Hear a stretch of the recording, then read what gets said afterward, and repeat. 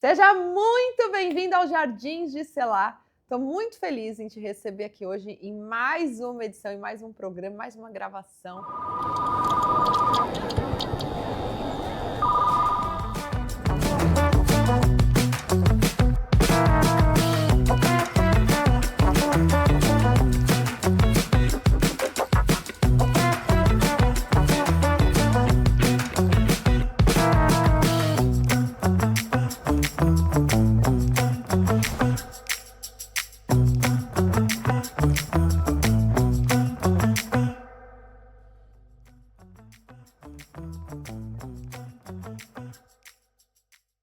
Esse programa ele é gravado aqui na Royal Business Center em Orlando. E se você quiser estar junto comigo em breve na nossa plateia, isso mesmo, ser plateia aqui nesse programa, eu vou deixar aqui na descrição desse vídeo para você entrar, o link para você entrar na nossa comunidade no WhatsApp.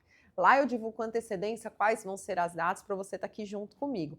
E eu já quero te fazer um convite, ó. Nós vamos ter a quarta edição, isso mesmo, a quarta edição do Elevated Woman, que vai acontecer aqui em Orlando, é um evento presencial junto com a Fabi. Você que é mulher, que empreende aqui nos Estados Unidos, que você gosta de sofisticação, gosta de estar num ambiente onde você vai ser conduzida por uma experiência estratégica para viver a transformação que você e seu negócio precisam, você precisa estar junto comigo.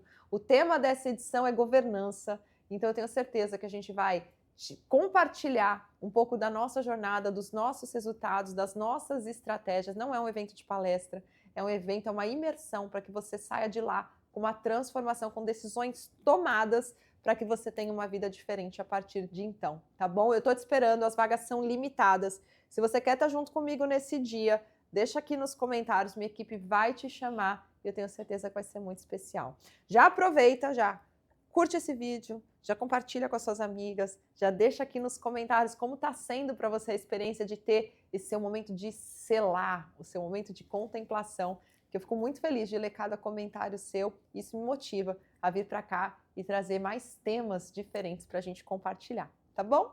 E olha, hoje eu tenho um convidado especial que voltou nesse programa, ele é sempre muito bem-vindo aqui. A gente tem, eu falo que se deixasse assim na nossa vida uma câmera ligada para as nossas conversas, seria muito produtivo para vocês, que a gente está ali o tempo todo com muita troca. Eu amo compartilhar os meus próximos passos e aprendo demais com ele, que além de tudo é o meu marido. Senhoras e senhores, com vocês, Paulo Casaks, mais uma vez, Jardins de Celá. Uma alegria estar aqui com você. Lindo, e olha, a gente está até combinando hoje, tá né? vendo, ó? A gente nem combinou, mas está tipo um senhor e senhora Casaque, né? De preto.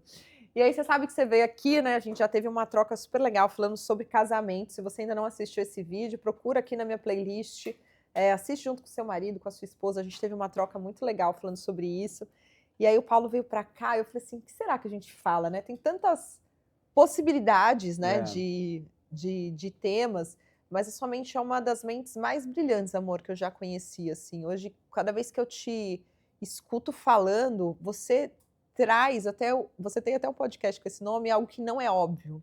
Muitas pessoas, elas falam, né, e com inteligência e tudo mais, mas daquilo que talvez as pessoas já estão habituadas a ouvir.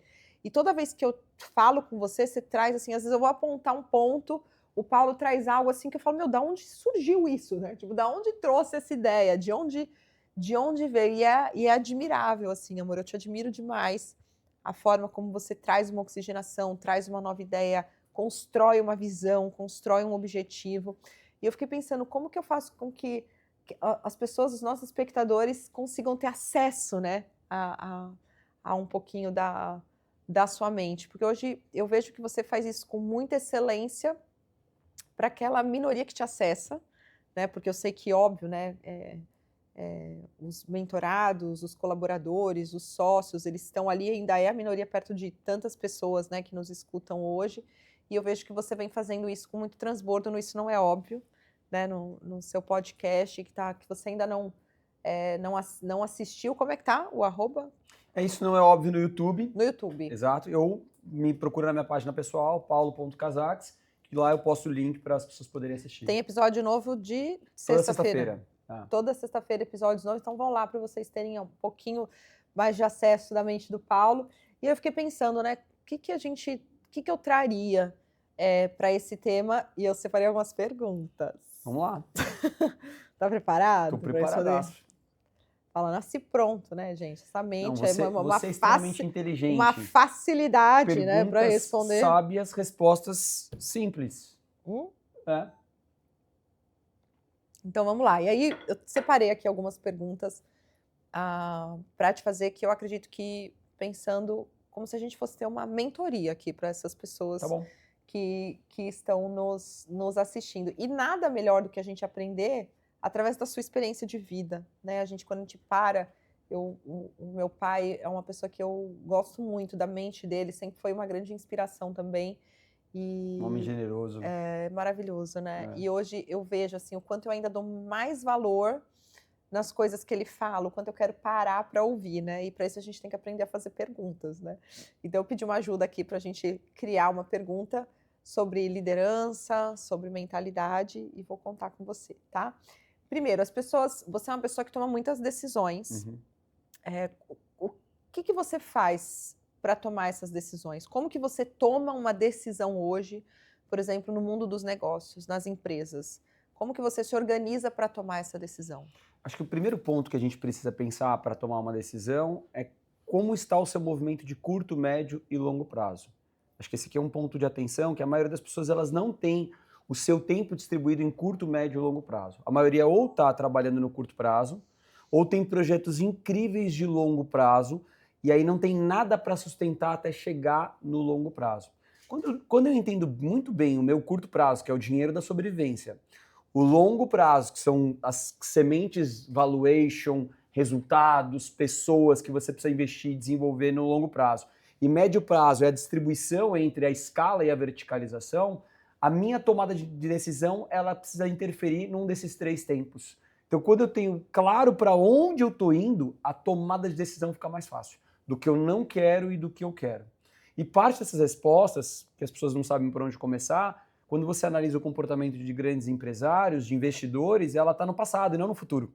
O que eu quero para o meu futuro está baseado nos ciclos do meu passado. Paulo, só no meu passado quanto pessoa? Não, quanto modelo de negócio. Hoje, uma das minhas maiores reflexões é quem alcançou faturamento 10 vezes maior do que eu alcancei, o que eles fizeram nos últimos 5 anos que eu possa modelar, trazendo o passado deles para o meu presente para interferir no meu futuro. Então, acho que a combinação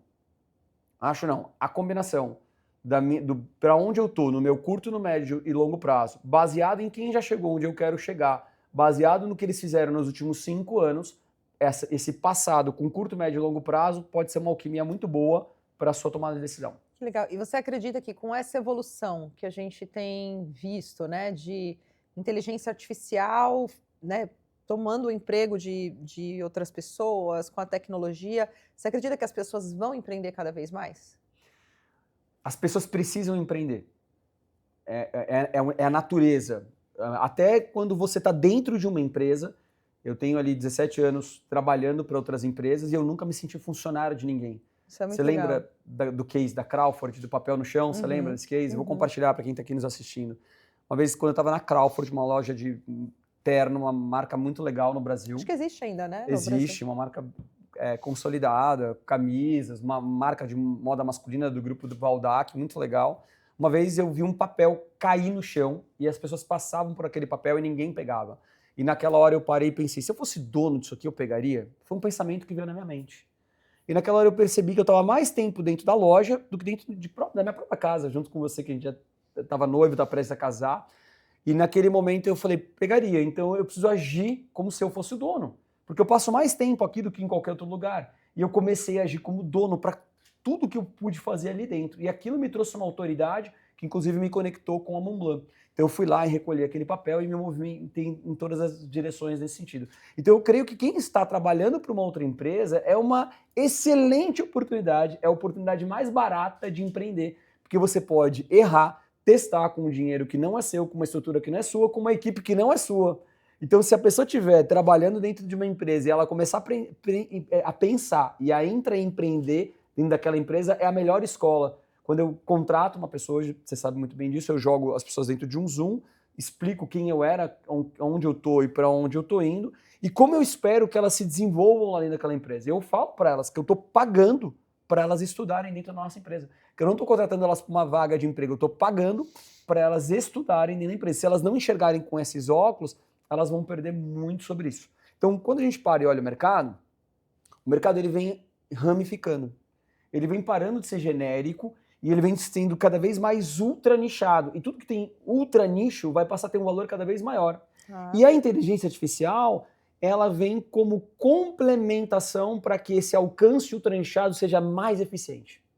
A inteligência artificial ela não veio para falar, quando a gente pensa numa empresa utilizando ela, com todo mundo. Ela veio para potencializar exatamente com quem eu quero falar. Se a gente consegue trabalhar ela com esse viés, ela passa a ser uma ferramenta de velocidade tremenda. Potencializa, né? Porque assim, essa visão que o Paulo trouxe é muito legal, porque eu vejo, é uma pena que eu não tive a consciência disso mais cedo, né? Porque, por exemplo, a minha jornada, eu comecei a trabalhar com 12 anos também. Eu trabalhei numa escola infantil chamada Terra do Amanhã, ajudando, né? Fazia de tudo lá para cuidar das crianças. Depois fui trabalhar como recepcionista em buffet infantil, queria fazer a recreação, mas eu tinha que ficar lá na porta etiquetando presente. Comecei fazendo eventos e tudo mais. E eu tive acesso, principalmente nos eventos, a grandes corporações, né? Só que eu não tinha essa mentalidade.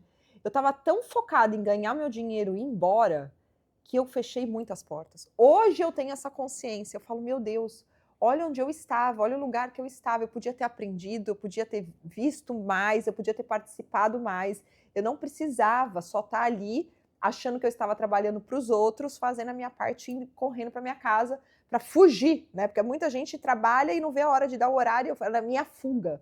Cara, olha o tanto de tempo que a pessoa que eu desperdiçava por não ter tido esse tipo de consciência.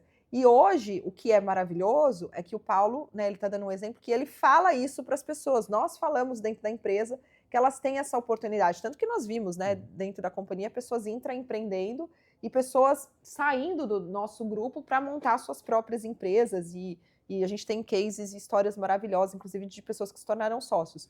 Mas o quanto é importante a gente estar aberto para essa mentalidade, né? Porque senão as pessoas elas passam um tempo, como você disse, da Crawford, que você passava mais tempo lá do que na sua casa. Por que não fazer valer a pena? O que eu estou aprendendo ao longo dessa jornada? Então, se você que está em algum emprego e não vê a hora de ir embora, repense, né? Repense a oportunidade que você tem de fazer com que o ambiente seja melhor. E às vezes o que falta para sua vida virar é esse ajuste, né? Mudar o seu óculos, né? Mudar o seu olhar. Eu vi muitas pessoas crescerem porque elas entenderam que elas precisavam amar o que elas estavam fazendo para depois elas poderem mudar de nível.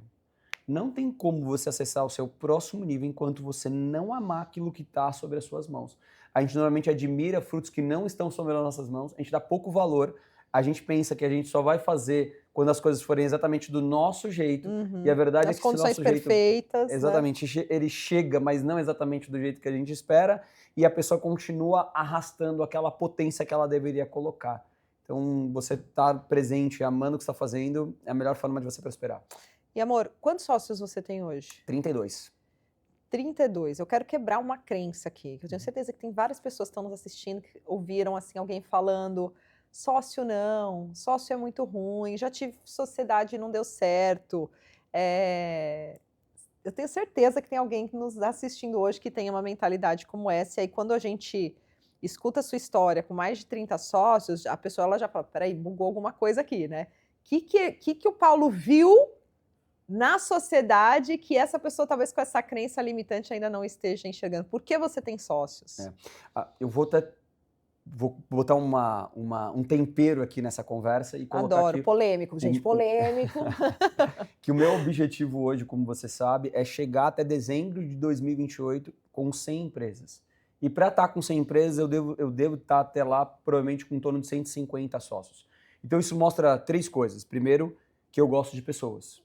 Eu acho que para você ter sócios, você precisa aprender a lidar com pessoas e gostar dessas pessoas. Isso não quer dizer que você não vai ter problema, não quer dizer que você não vai ter dificuldade, não quer dizer que você vai ter que passar por todo um processo de desenvolvimento. Mas quando eu entender que esses problemas eles vão acontecer independente de eu ter sócios ou não, que o que eu preciso fazer é criar bons acordos e bons contratos que protegem as duas relações e que sociedade não é um casamento. Um casamento ele não foi feito para terminar, quando a gente olha os princípios e os valores de Deus.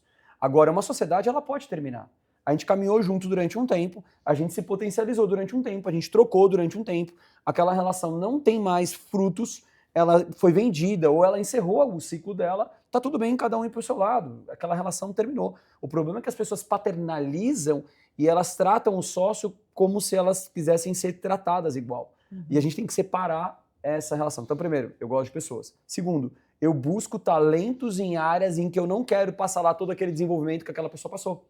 Total. Isso é Então, muito a maioria das inteligente. pessoas, elas querem fazer do seu negócio a sua vida por completo. Então, você tem dois extremos. Quem trata o trabalho como uma coisa de sobrevivência, eu faço o que tem que fazer, e a outra que ama tanto o seu negócio ao ponto que ela não quer dividir com ninguém, porque ela quer que a identidade dela, a mentalidade dela seja o negócio. Só que ela não tem como crescer se ela não trouxer alguém que seja front numa outra área. Né? Que nem hoje você e a Fabi são sócias. Ela tem uma operação no Brasil, você tem uma operação nos Estados Unidos, vocês juntas se complementam, as ações acontecem nos dois países ao mesmo tempo. Ter uma terceira sócia, de repente, na Europa seria uma expansão disso ou de outras áreas, numa área de tecnologia, numa área de marketing, numa área de financeira. Você acaba criando um ecossistema muito poderoso. Então, primeira coisa, eu gosto de sócio. Segunda coisa, busco talentos, pessoas que não são na área que eu estou. E terceiro, eu entendo que essa divisão é a melhor maneira de você multiplicar.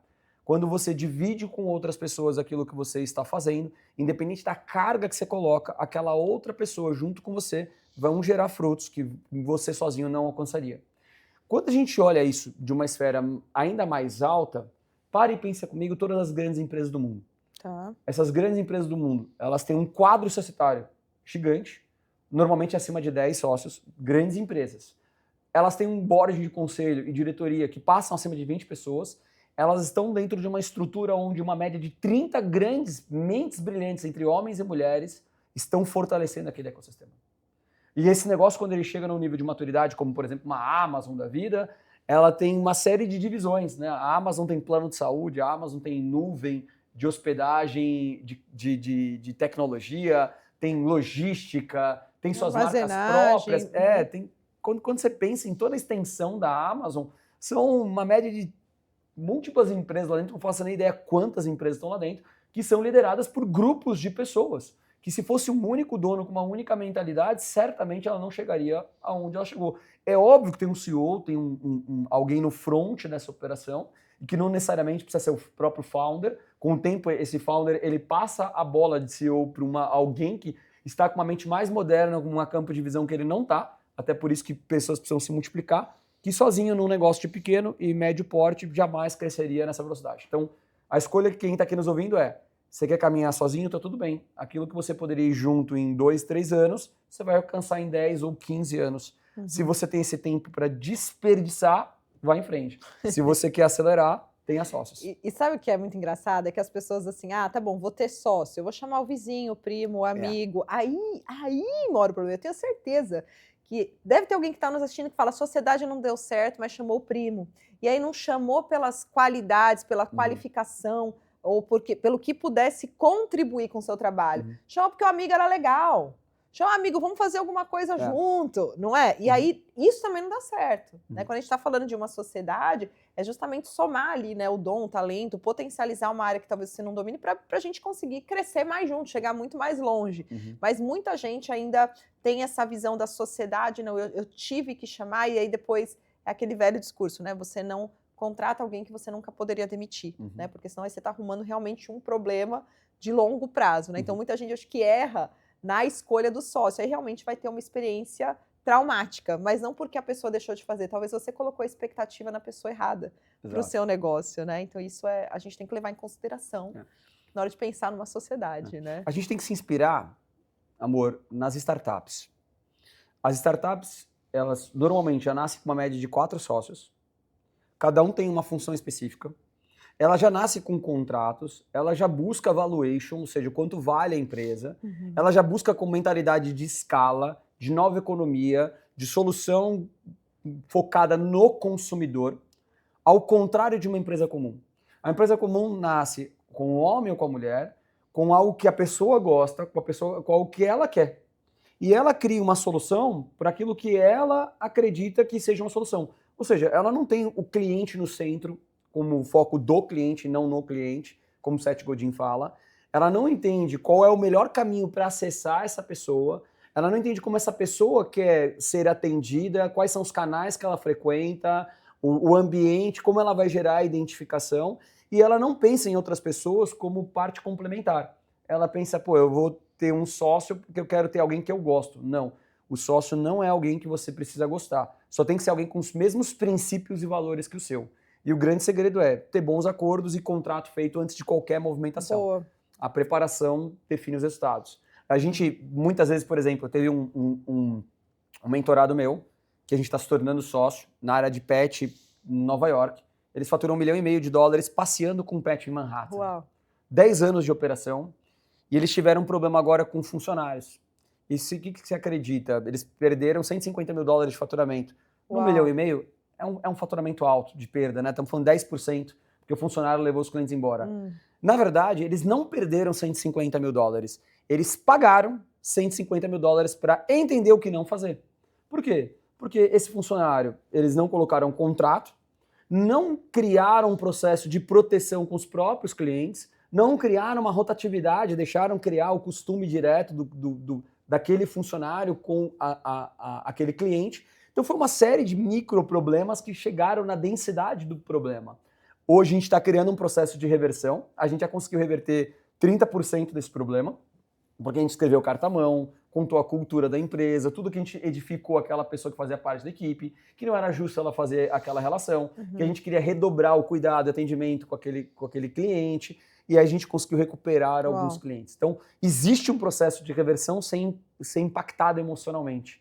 Então, é possível, mas o grande segredo aqui é o que você está preparando para o seu destino. Porque a maioria das pessoas, quando elas abrem uma empresa, elas vão vivendo, e tudo bem. A camada 1, que é a camada da sobrevivência, é ir fazendo mesmo sem estar pronto. Mas não separar 30 minutos por dia para ir criando o processo de preparação do futuro, do médio, do longo prazo, aí é loucura. Uau, uau, isso é muito forte, porque tem muita gente que tá lá sobrecarregado na operação e não tem coragem de colocar outra pessoa para trabalhar junto com esse medo. Então, assim, não, eu não vou trazer ninguém porque senão meu concorrente, a pessoa pode virar meu concorrente, ela pode ir embora depois, e a pessoa ela coloca tanto medo nessa situação que ela deixa de trabalhar o que ela poderia fidelizar. Então, assim, tem esse tipo de pessoa, e eu acredito também que tem a pessoa que ela coloca uma pessoa para trabalhar e ela delarga, né? Então, assim, ela traz alguém para trabalhar junto com ela, só que aí essa pessoa tá lá desenvolvendo, fazendo as coisas, ela fala assim, então eu não preciso mais cuidar, a pessoa tá fazendo tudo. E aí, quando ela menos espera, talvez essa pessoa dominou tanto a operação que faz sentido realmente ela empreender e não seria o certo, né, ela levar os clientes, ela poderia empreender e começar a história dela, mas a gente tem casos como o que você citou. Então, em ambas as situações, eu acredito que é o posicionamento do empresário como líder, né? Hoje, para um funcionário, para não passar por isso, um empresário não passar por isso com seus colaboradores, qual é o posicionamento que ele tem que ter como líder dentro da empresa para não permitir que isso aconteça? Acho que o primeiro ponto é que a maioria dos empresários, eles construíram a carreira sozinho. Tá. Então, eles em nenhum momento foram liderados. Então, não dá para ser um bom líder para ser um bom liderado. Não dá para você Sem ser ter um bom sido, líder né? sem ser um bom liderado. Então, tá empreendendo? A primeira coisa que você deve fazer, qual foi a sua experiência como liderado? E se você não for liderado, busque alguém para ser seu mentor, busque alguém para te liderar, para você, inclusive, codificar um processo de liderança de alguma habilidade de uma área que você quer aprender e se desenvolver. Acho que esse é um ponto importante. Segundo, quando uma pessoa está empreendendo e ela contrata alguém para uma função. E ela não cria um plano de carreira para essa pessoa e nenhuma visão. Da mesma forma que dois sócios precisam estar alinhados com a visão futura, esse funcionário ele vai se dedicar para a empresa, principalmente se esse líder criar essa visão de futuro. Dos muitos funcionários que nós tivemos, 11 se tornaram sócios e parte deles partiram para os seus próprios negócios.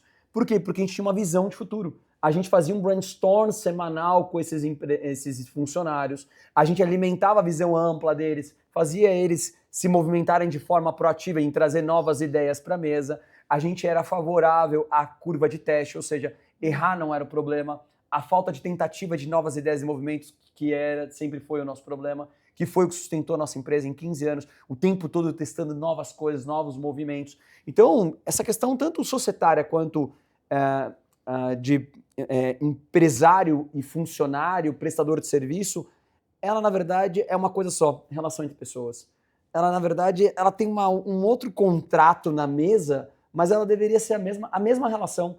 Construção de visão, bons acordos, brainstorm semanal, o teste nunca é o problema, permanecer na mesmice sim. Como é que a gente verticaliza a empresa? O cliente está no centro, como é que eu amplio a experiência do cliente, entender por que o cliente está comprando. Então, esses fatores servem tanto para o dono quanto para o funcionário. Tecnicamente, o dono, dentro de uma área, talvez um específico na área financeira, ele não vai ter tanta sensibilidade para tudo isso. Talvez alguém da área de TI não vai ter tanta sensibilidade para isso. Em outras áreas mais como marketing, vendas, a área de inovação, talvez sim, a área de produção, de criação de produto para o consumidor, talvez sim. Mas todas elas, se elas forem treinadas para isso, a gente tem talento e habilidade. Talento é aquilo que para mim você tem, habilidade é aquilo que você desenvolve. Todos nós somos treináveis, é possível todas as pessoas em qualquer área ter afinidade com isso. É só criar essa cultura de movimento mesmo. Sim, com certeza, com certeza. Isso é muito bom, muito bom. Estão gostando? Estão anotando? Amor, eu acredito que você está numa fase, né? Talvez uma pessoa que esteja empreendendo hoje. Eu sempre falo que a gente tem que saber discernir os tempos e as estações que nós estamos vivendo. Às vezes a gente se compara com outras pessoas que estão numa fase completamente diferente, né? Hoje você está em 100 empresas, é porque você já passou grande parte do seu tempo, você tem negócios sólidos, estruturados, que hoje rodam sozinhos, sem depender muito mais de você. Quando que uma pessoa ela consegue ter essa consciência de falar assim, eu estou pronta, eu já tenho um negócio estruturado e eu quero empreender em outras áreas, eu quero... Porque dos nossos negócios, no começo, eles tinham muita sinergia entre eles, não era uma coisa, eu trabalho com cosmética e vou fazer comida. Não, eram outros negócios dentro do mesmo ambiente. Para quem está nos ouvindo hoje e quer diversificar, quando a pessoa consegue entender que ela está pronta para fazer um novo investimento, para colocar energia em uma nova empresa, para trazer um motor 2, quando que você consegue analisar isso? Eu vou dividir isso em 4 etapas. Tá. Então, imagina o seguinte, a maioria dos empresários, eles constroem um motor de faturamento dentro do negócio. Sim. Então, imagina lá uma mulher que trabalha com comida. Ela faz comida, seja delivery ou ela tenha um restaurante. Então, normalmente ela está naquele negócio e ela pensa que para ela poder crescer ou faturar mais, ela precisa entrar num outro negócio. Ela pode entrar num outro negócio por algum motivo, porque ela recebeu uma proposta, porque ela gostou daquele outro segmento, porque ela quer falar com outro público, porque ela quer se desenvolver mentalmente ou tecnicamente. Faz sentido ela fazer isso. Mas o primeiro lugar que ela deveria intraempreender é no próprio negócio dela. Avançando para onde? Se eu faço comida, pensar em trazer investidores para abrir filiais, ou então montar um sistema educacional, ou montar uma linha para o consumidor, e eu posso fazer isso com investimento terceiro, não precisa ser com o seu próprio dinheiro. Então, o primeiro lugar que o empresário ele tem que expandir é para dentro do seu negócio, pensando que essa solução vai deixar de ser para o consumidor, mas para outros investidores com ele. Porque se ele tentar fazer esses dois motores sozinho, a chance dele dar errado ela é muito pequena. A chance dela não aguentar lidar com essas duas áreas é muito pequena, a não ser que ela coloque nesse segundo motor um tempo pequeno. Então, eu tenho lá a minha cozinha como central do meu negócio e a educação eu faço uma vez por semana. Legal. Ela pode começar como essa educação? Você lembra quanto foi a minha primeira mentoria 4 anos atrás? R$10. R$10. Deve ter sido de graça. Eu fiz 3 encontros por R$10, R$33,33 cada encontro. Tinham 29 pessoas e as pessoas falam assim, meu Deus, como era barato. Aí eu falo, quanto você cobra pelos seus conselhos? A maioria não cobra nada. Então, os meus R$3,33 eram mais caros que os seus conselhos, que são de graça. Você estava aprendendo também ali, Eu estava aprendendo. Mas foi aquilo que tirou meu carro da garagem. Né? Aquela pequena monetização fez com que eu acessasse o novo nível, que hoje fez com que a gente faturasse alguns milhões.